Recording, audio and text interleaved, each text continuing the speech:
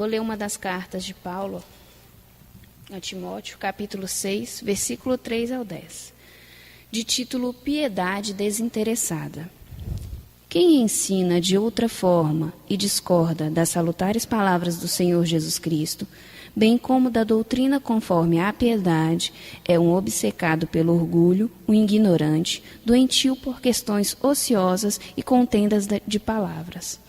Daí se originam a inveja, a discórdia, os insultos, as suspeitas injustas, os vãos conflitos entre os homens de coração corrompido e privados da verdade, que só vêem na piedade uma fonte de lucro. Sem dúvida, grande fonte de lucro é a piedade, porém, quando acompanhada de espírito de desprendimento, porque nada trouxemos ao mundo, como tampouco nada poderemos levar. Tendo alimento e vestuário, contente-nos com isso. Aqueles que ambicionam tornam-se ricos, caem nas armadilhas do demônio e em muitos desejos insensatos e nocivos, que precipitam os homens no abismo da ruína e da perdição. Porque a raiz de todos os males é o amor ao dinheiro. Acossado pela cobiça, alguns se desvariam da fé e se enredam em muitas aflições. Graças a Deus. O tema proposto de hoje é a conduta doutrinária, que, para quem tiver interesse depois em aprofundar no tema, a gente vai começar algumas palestras sobre o livro de Celso, No Caminho da Luz Universal. E ela é um dos tópicos desse livro, Conduta Doutrinária. Então, nós vamos tentar abordar, falar assim de uma forma mais simples, para quem não leu o livro entender, e para quem leu o livro e de repente não entendeu, a poder absorver mais. O que vem a ser a conduta doutrinária e por que ela está sendo abordada no Luz Universal? Bom, a conduta doutrinária é aquela conduta que a gente vai pautar no amor, na humildade e na tolerância. São os três pilares, os três sentimentos pilares de um bom médium, de um ser humano que se dedica a essa caminhada de luz, essa renovação interior, essa reforma íntima. É importante para a gente, porque sem essa conduta doutrinária, nossos trabalhos acabam tornando-se em vão. Se nós não educamos a nossa mente, se nós não estamos aqui pelo sentimento da verdade ou por algum interesse, nós não estamos alcançando o objetivo daquilo que nos propusemos. O ser que não busca essa postura evangélica na vida, ele pode estar no melhor ambiente, no ambiente mais sagrado, mas ele não vai viver aquilo, porque ele não está de acordo com aquilo. Da mesma forma que você tem uma pessoa que às vezes está num ambiente que é considerado um ambiente ruim, de más energias, mas ela pode se sobressair porque ela é uma pessoa diferente, ela é uma pessoa de bom coração e de boas energias. Você tem uma pessoa que às vezes está no melhor ambiente, espiritualmente falando, mas ela não consegue absorver aquilo porque ela não vive aquela verdade dentro dela. Quando nós nos deparamos com uma pessoa espiritualizada, uma pessoa alto astral no sentido, espiritualmente falando, que vê graça em tudo, que é grato pela vida que tem, pelas oportunidades que tem, é gostoso estar perto dessa pessoa. A gente quer sempre estar perto dessa pessoa. Se você tem uma dificuldade na sua vida, você pensa, poxa, o que fulano faria se ele estivesse no meu lugar? Será que ele tem algum bom conselho para me dar? Então, mais do que buscar essas pessoas nas nossas vidas, vamos ser essas pessoas na vida de alguém, porque todos nós temos condições disso. De ser essa pessoa que leva a luz. Às vezes a gente não precisa falar nada. Um sorriso, um abraço. Aquele estar perto, você consegue conduzir essa boa energia, essa boa vibração para a pessoa que está ao seu redor. E isso é muito importante, porque mais do que o resgate espiritual, nós temos que ter essa renovação interior dentro da gente. Interior, então é dentro. Um pleonasmo. Mas, enfim, a gente tem que buscar isso, essa reforma íntima. No Evangelho, sim, também. É a base, mas na questão da lógica, de fazer o bem, numa questão moral, porque estamos todos aqui. Deus é tão misericordioso que Ele nos dá a oportunidade do reajuste, não pela punição, mas pelo trabalho. Como Adão falou na semana passada, os trabalhadores da última hora, nós somos esses trabalhadores. Mas nós somos esses trabalhadores porque nós estávamos lá, fizemos tudo certo e resolvemos vir ajudar? Não, nós estamos pagando porque em algum momento a gente fez errado. Então, o nosso trabalho é a nossa forma de reajuste, porque em vez de ser punidos, Deus nos deu essa condição de ajudar ao outro e, consequentemente, nos ajudarmos. No livro, além dessa conduta doutrinária, ela vem se subdividindo. E aí fala da conduta doutrinária moral. O que seria essa conduta doutrinária moral? Ela está ligada ao pensamento. Aquilo que você pensa, aquilo que você acredita. Eu já falei uma vez aqui e vou repetir nas palavras de Emmanuel que o nosso pensamento cria a vida que nós procuramos. No que você está pensando, no que você está se projetando para a sua vida. Esses pensamentos é o que compõe a sua conduta moral. Quando você acredita que fazer o bem, que viver, às vezes o silêncio e não ferir o outro vai te proporcionar melhorias, vai te proporcionar ser uma pessoa mais digna desse amor de Deus que todos buscamos, isso faz muita diferença na sua vida. Essa bondade que a gente fala, não é aquela bondade de deixar que o outro faça tudo com a gente, mas é aquela vontade de entender, mas é aquela bondade de entender que o mal que o outro faz não justifica o mal que eu faço e nem me permite retornar a ele esse mal. O simples deixar para lá é um ato de bondade. Nós não precisamos revidar. Se os nossos atos não servem de testemunho para a gente, o que vai servir as nossas palavras, o nosso rebate sobre determinadas ações? Então, vamos deixar que as nossas atitudes falem por nós mesmos. E ela começa no pensamento. Você pensa hoje, talvez você não exterioriza. Mas amanhã você se vê fazendo o que você estava pensando ontem. Então, a educação começa ali no pensamento, nessa conduta moral. A conduta doutrinária ritualística, que nada mais é a conduta perante os nossos trabalhos espirituais, que não são somente na casa. Nós temos que estar sempre a postos para os trabalhos. Você chegou na casa, você fez a preparação, evita ficar sentada. A não ser que realmente não tenha nenhum trabalho espiritual em andamento. Mas se tiver muito médio, chega aqui nos comandantes, não dá para fazer uma junção, não dá para fazer um outro trabalho, porque espírito para ser resgatado tem a todo instante. Não faltam espíritos para ser resgatados. Então, não vamos ser ociosos nos nossos trabalhos, isso é um vício. Quando você chega aqui e você já chega, faz preparação e senta, você se acostuma a chegar aqui todo dia a fazer preparação e sentar. Já chega naquela afobação, naquela correria, vamos fazer preparação, tem junção, tem assistência. Às vezes a gente tem aqui pacientes para serem atendidos e temos médios sentados no banco sem atender os pacientes. O que justifica isso? Nosso trabalho espiritual não é para ajudar o próximo ou é para ajudar somente a nós mesmos? Eu não estou bem, então eu não vou trabalhar. Essa justificativa para mim, eu já dei ela muitas vezes. Não estou falando que eu não fiz isso, não. No início que eu achava que eu estava aqui porque a espiritualidade me deu um presente de conhecer o que era o mundo espírita. Eu chegava, sentava, ia conversar e não trabalhava. E perdia o meu tempo, a minha produtividade espiritual.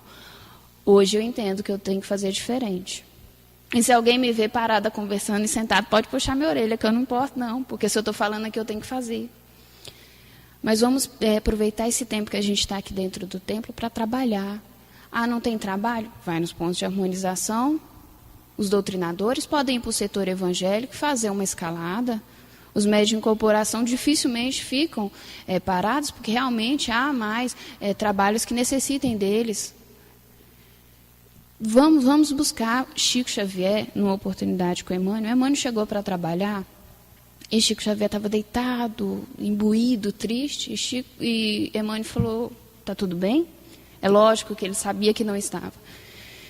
E Chico falou com ele, olha, Emmanuel, eu me sinto como uma pessoa caindo de um prédio, sem parar. Caindo e caindo. E Emmanuel virou para ele, e aí ele falou assim, hoje eu não estou bem para trabalhar, acho que eu não vou, não. Emmanuel virou para ele e falou assim, tudo bem, eu entendo a sua dor. Eu sei tudo o que você está passando, todas as dificuldades que você está passando.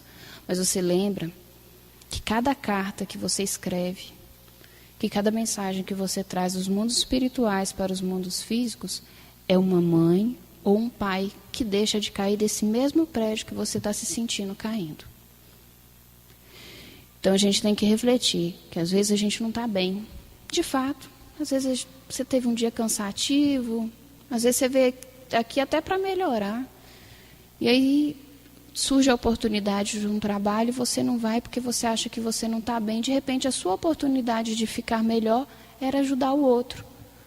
Porque se a gente vive num coletivo em que todos nós precisamos evoluir, e que nós estamos aqui para ajudar os outros, então, de repente, não estar bem é não estar bem porque o meu irmão não está bem. É não estar bem porque eu preciso doar aquela energia que está em excesso em mim em benefício do outro. É esse trabalho, é essa a conduta ritualística. E mais que isso, muitas vezes a espiritualidade, isso aí com o tempo, depois que vocês passam desse processo de desenvolvimento, vocês fazem os cursos de iniciação, de elevação e de cintura, vocês vão entendendo que às vezes você está no seu trabalho, que você está na sua casa, você sente uma coisa diferente, uma energia diferente.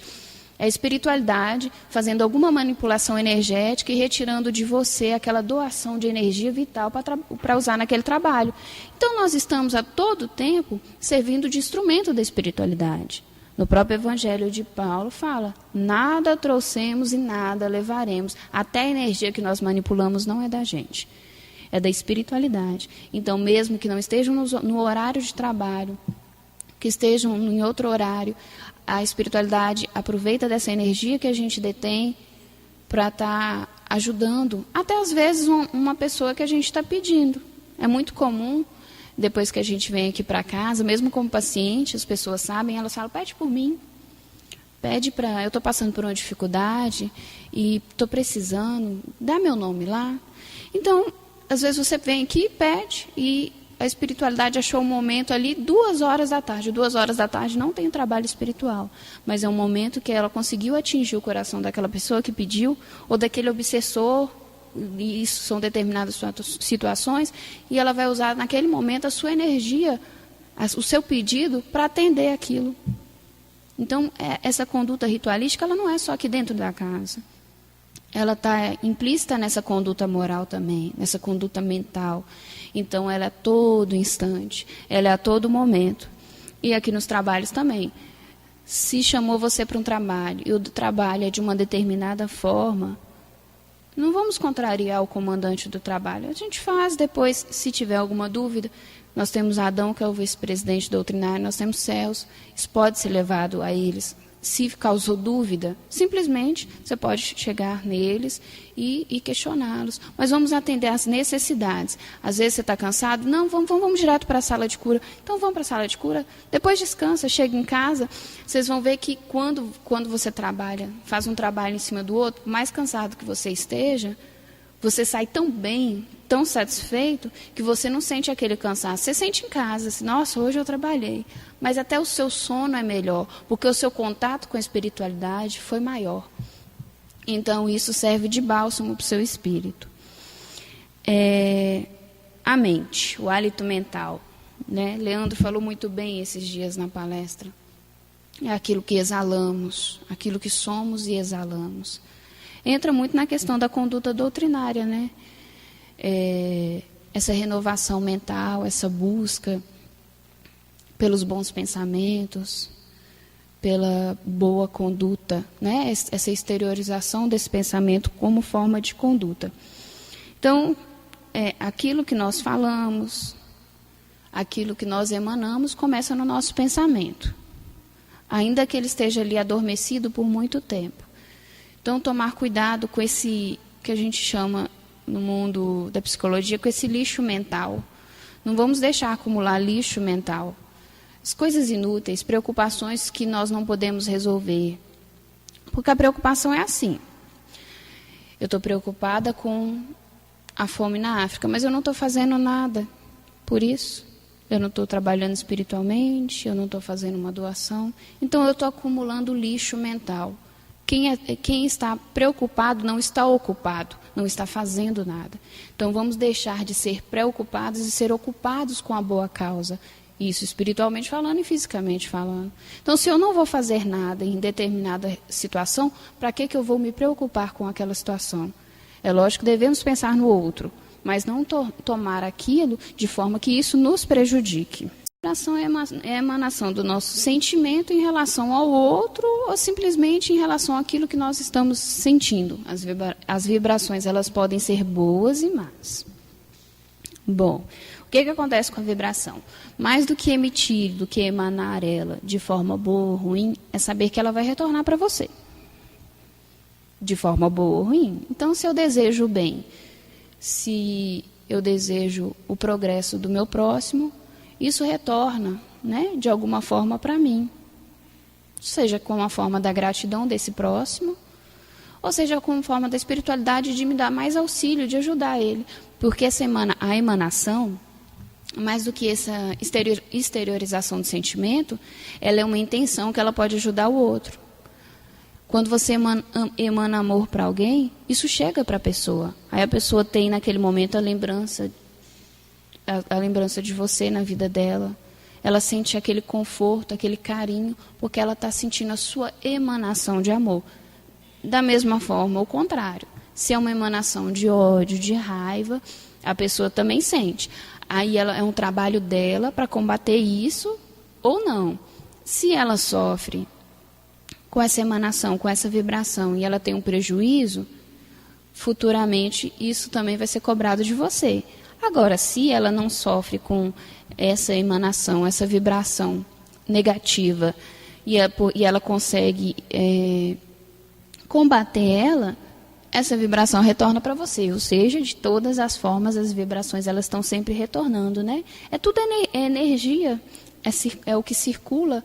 Então, assim como o globo circula e passa pelos mesmos pontos por diversas vezes, assim são as energias. Só que renovadas pela força do nosso pensamento e do nosso querer. A personalidade e a individualidade. A individualidade é aquilo que o seu ser espiritual é. Nós somos seres individuais, compomos um todo, que é o todo cósmico, o todo de Deus, mas temos a nossa individualidade, a nossa trajetória espiritual, tudo aquilo que vivemos. E a personalidade é aquilo que adquirimos em cada uma de nossas vidas. Né? A personalidade de uma vida não quer dizer que seja necessariamente aquilo que a nossa individualidade é. Né? De 20 encarnações, em cada uma delas nós fomos de alguma forma, então nós adquirimos ali 20 personalidades. Mas o que faz da gente esse ser espiritual é a nossa individualidade, é essa construção. Então essa personalidade seriam frações dessa individualidade vivida de forma mais intensa em cada vida. Essa é, sem dúvida, a nossa melhor encarnação, porque a gente sempre melhora, né? Não tem como vir pior. Às vezes, quando a gente erra demais, a espiritualidade toma as atitudes necessárias para frear esse ser, esse indivíduo. Mas nós, sem dúvida, estamos melhor do que a encarnação passada e numa oportunidade muito grandiosa de estar entendendo tudo o que está acontecendo. Numa transição planetária, em que as coisas acontecem muito rápido e a gente tem acesso a essas informações, eu sinto por mim que somos muito agraciados. As coisas estão mudando, estamos entrando no ano do conhecimento, estamos entrando nesse mundo de regeneração, esse mundo que vai ser mais propenso ao bem. E é uma oportunidade grandiosa. Quantos queriam essa oportunidade? A encarnação ela tem se tornado mais difícil. A gente vê pelo óbvio. Antes, um pai e uma mãe tinham 15, 10 filhos. Hoje, uma família convencional tem, às vezes, no máximo 3. Então, está diminuindo essas oportunidades de encarnações. Nós devemos aproveitar. E a encarnação é uma coisa muito difícil, porque, às vezes, você precisa reajustar com uma pessoa que você nem encontrou ela ainda para vocês se prepararem para esse projeto de reencarnação. Então, aproveitemos a reencarnação da melhor forma possível. E temos o auxílio da espiritualidade para isso. Razão crística. A razão crística é a educação de cada ser. São aqueles conjuntos de leis espirituais que nos possibilitam seguir da melhor forma e pautados na vontade de Deus. Então, se a gente se alia a essa razão crística em tudo que a gente faz, se a gente se educa da forma dessa razão crística, as garantias do sucesso da nossa encarnação serão bem maiores.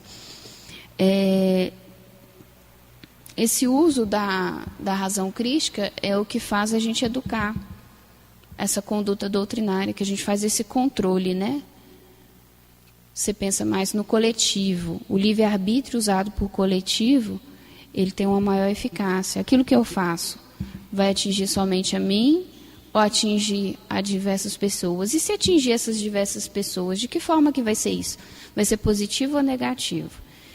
Então, essa razão crítica é usada nesse sentido, de você se remodular energeticamente falando e mentalmente falando. A emoção ou ativação do corpo emocional é a reação sentimental das nossas energias. Então, o que são as emoções? O que é esse carinho que a gente tem um pelo outro, esse amor ou essa raiva e esse ódio? É a exteriorização das energias que nós compomos no nosso ser espiritual. É a ativação desse corpo emocional. E como que a gente faz para controlar ela? Através do equilíbrio. A gente utiliza da nossa razão para sobrepor do nosso corpo emocional para redirecionar essas energias. Tentar não exteriorizar os sentimentos negativos e multiplicar de forma, né, que não agrida o outro, que não fira o outro, esses sentimentos positivos. Emoção, então, é esse conjunto de energias que a gente tem no nosso perispírito, né, que é o que guarda todas essas informações, e a gente vai exteriorizando. Então, utilizar essa emoção de forma mais amena, mais contida, saber calar, ou saber falar quando necessário. Às vezes a gente fica na dúvida, será que eu dou um conselho ou não dou? Você sabe o que a pessoa gosta de ouvir ou não. Então, se você sabe que a pessoa gosta de bons conselhos, gosta dessa luz, né, que a gente pode levar para a pessoa, então fale. Se você sabe que o conselho é um conselho evangelizado, que vai causar um bem para a pessoa, não se omita nisso. O problema do médium, muitas vezes, é se omitir em não trabalhar, é se omitir em não levar simplesmente um abraço fraterno. Quantas vezes a gente está aqui e chega um amigo nosso de doutrina que você vê que não está com a carinha muito boa, aí você olha assim. Às vezes você não precisa falar nada, não, você só chega e dá um abraço nele e fala que bom que você veio, porque ele vai se sentir importante naquele momento. E por maior que seja o problema dele, ele vai saber que ele pode contar com você, ainda que ele não te conte o que está passando no coração dele. E falamos do equilíbrio, né? E o que é esse médium dotado de boa conduta, né? Dessa conduta doutrinária? Esse médium que vive para o outro no sentido de ajudar o outro, de possibilitar ao outro, que chegue junto com a gente lá na reta final da caminhada, porque somos todos irmãos, nós vamos chegar, em algum momento nós vamos chegar naquilo que Deus nos propôs. Mas que lindo seria se chegássemos todos juntos, como essa grande família que a gente se propõe a ser todos os dias. Porque a gente convive muito um com o outro aqui. É segunda, é quarta, é sábado, é domingo, a gente acaba se tornando uma família. Eu tenho amigos aqui, que provavelmente estiveram comigo em outras encarnações, que são como pérolas na minha vida, que eu não abro mão, e que eu quero que estejam lá comigo na hora que eu chegar. E eu vou chegar. Que eu chegar e falar, nossa, deu certo, eu fiz certinho. Ou eu fiz errado, mas no final das contas, eu consegui resgatar isso.